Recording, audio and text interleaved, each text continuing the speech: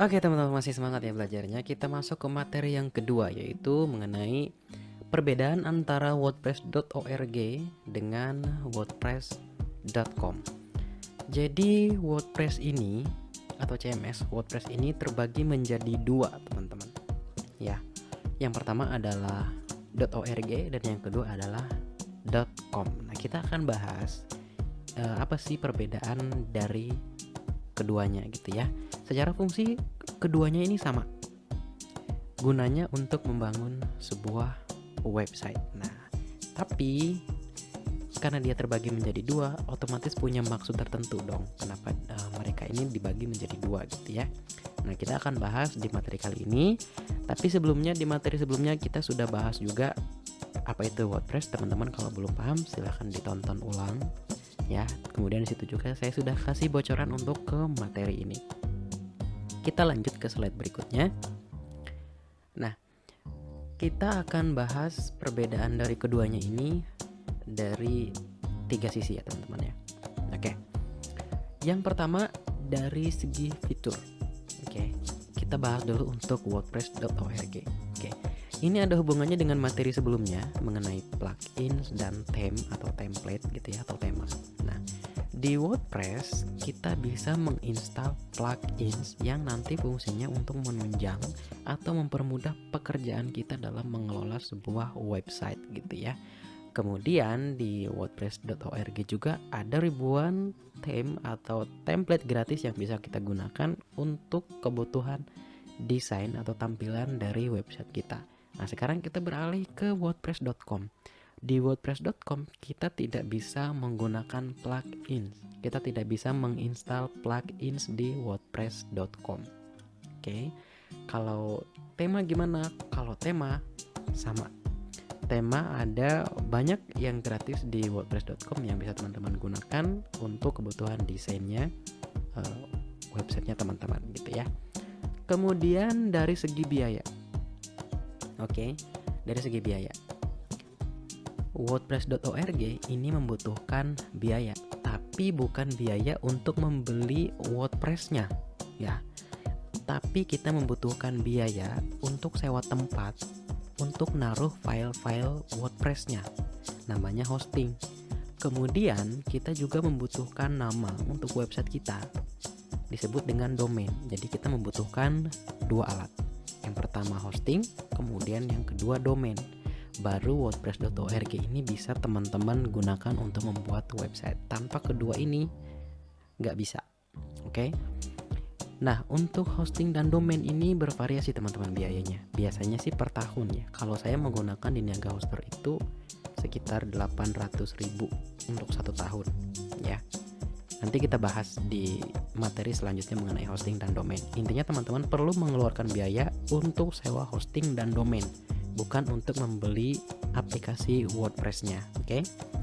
Nah, kita beralih lagi ke yang.com, oke, WordPress yang.com. Untuk WordPress yang.com teman-teman tidak memerlukan sewa hosting dan domain. Ya, jadi artinya teman-teman tidak mengeluarkan biaya sepeser pun untuk membuat website dengan wordpress.com gitu ya. Nah, tapi ada karena mereka ini gratis yang .com gitu ya, ada konsekuensi tertentu yang teman-teman nanti dapatkan gitu ya. Tapi kita akan bahas di bawahnya, oke?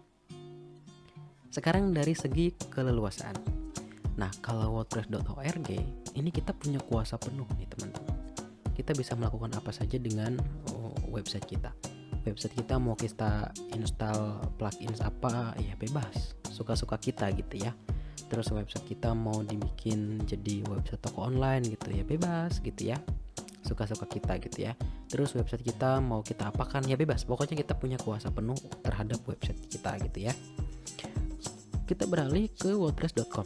Di wordpress.com teman-teman tidak memiliki kuasa penuh. Jadi artinya kuasanya teman-teman itu terbatas gitu ya, karena teman-teman menggunakan fasilitas yang disediakan oleh wordpress.com gitu ya. Jadi teman-teman harus mematuhi kebijakan mereka gitu ya. Jadi ada hal-hal tertentu yang bisa teman-teman lakukan di wordpress.org tapi tidak bisa dilakukan di wordpress.com gitu kira-kira teman-teman ya. Nah kemudian kita beralih ke bawahnya lagi, ini masih ada sangkut pautnya dengan biaya tadi. Nah karena di wordpress.com ini teman-teman tidak mengeluarkan sewa hosting dan domain, nah otomatis nama domainnya akan panjang. Jadi kayak gini nih teman-teman, contohnya www.namadomainanda.wordpress.com, kalau Indonesia .wordpress.co.id gitu ya. Jadi nama domainnya panjang gitu ya. Misalkan www.belajarblogonline.wordpress.com gitu ya. Jadi panjang gitu nama domainnya gitu ya. Jadi itu kalau dari segi bisnis sih kurang profesional aja gitu kelihatannya gitu ya, kurang meyakinkan gitu kelihatannya gitu ya. Nah itu konsekuensi dari teman-teman menggunakan wordpress.com yang gratis ya teman-teman ya, intinya yang gratis gitu ya. Nah beda kalau teman-teman menggunakan wordpress.org, dari segi biaya memang teman-teman mengeluarkan biaya untuk sewa hosting dan domainnya gitu ya, tapi nama domainnya teman-teman itu jadi lebih singkat gitu ya, www.namadomainanda.com gitu ya, atau www.namadomainanda.net gitu ya. Nah teman-teman nama domainnya itu bisa singkat seperti itu. Jadi kayak contoh www.cnnindonesia.com gitu. Jadi lebih singkat. Jadi tidak ada embel-embel .wordpress.com, .wordpress.co.id gitu ya. Jadi lebih kelihatan profesional kalau di websitenya untuk kebutuhan bisnis gitu ya. Itu kira-kira teman-teman perbedaan dari wordpress.org dan wordpress.com kalau dilihat dari 3 fitur ini gitu ya. Nah untuk persamaannya keduanya sama-sama WordPress dan sama-sama digunakan untuk membangun sebuah website gitu teman-teman ya. Oke, itu saja untuk materi kali ini. Nanti kita akan lanjut ke materi berikutnya.